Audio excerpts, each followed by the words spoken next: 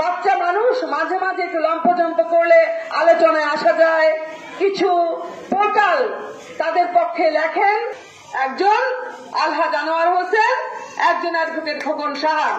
তাই যারা মহানগরের একজন নেতাকে কেন্দ্র করে লম্পজম্প দিচ্ছেন, দয়া করে ঘরে ফিরে যান, কাজকর্ম করেন।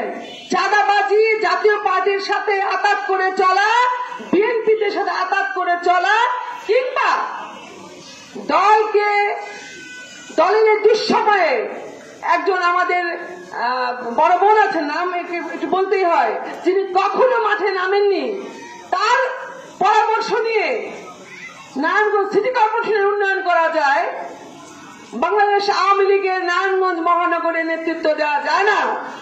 দলের কর্মীদের পাঁচ জানেন অ্যাডভোকেট খোকন সাহা, পাঁচ জানেন আনোয়ার হোসেন। তারা জানেন তার কোন কর্মী কোন অবস্থায় আছেন। দীর্ঘদিন ধরে তারা ছাত্র রাজনীতি করতে করতে এখানে এসেছেন। তাই হঠাৎ করে তারা পরামর্শ তাদেরকে গালিগালাজ করবেন না। যদি ইচ্ছা হয় নেতৃত্ব দেয়, তাদের নেতৃত্ব মেনেই করুন। আর আপনি যে পদে আছেন সেই পদের সাইন কিন্তু আনোয়ার ভাই আর খোকন দাই করেছেন, সেই কমিটি আপনি এসেছেন। আমি বক্তব্য দীর্ঘায়িত করব না। বাচ্চা মানুষ মাঝে মাঝে একটু লম্পজম্প করলে আলোচনায় আসা যায়। কিছু পোর্টাল তাদের পক্ষে লেখেন যে আনোয়ার খোকন সাহার মাথা ব্যথার কারণ মুখ না। এত অল্প বিষয় নিয়ে আনোয়ার হোসেন আর খোকন সাহার মাথা ব্যথা হয় না, তাদের মাথা অনেক বড়।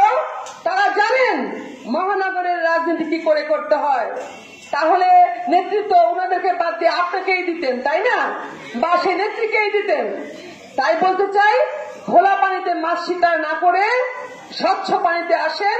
এখন বর্ষাকাল, নদীগুলি পানিতে প্লাবিত হয়ে গেছে, সুন্দর বর্ষা, সেখানে মুক্ত মনে সাঁতার কাটুন, মনের ভেজালকে দূর করে। আর আনোয়ার ভাই খোকন সাহাকে আমরা মেনে রাজনীতি করি, আপনারাও মেনে করুন। যদি বেয়াদবি করেন, বেয়াদবের কিন্তু আমরা নই, আমাদের কর্মীরাই যথেষ্ট আপনাদেরকে প্রতিহত করতে।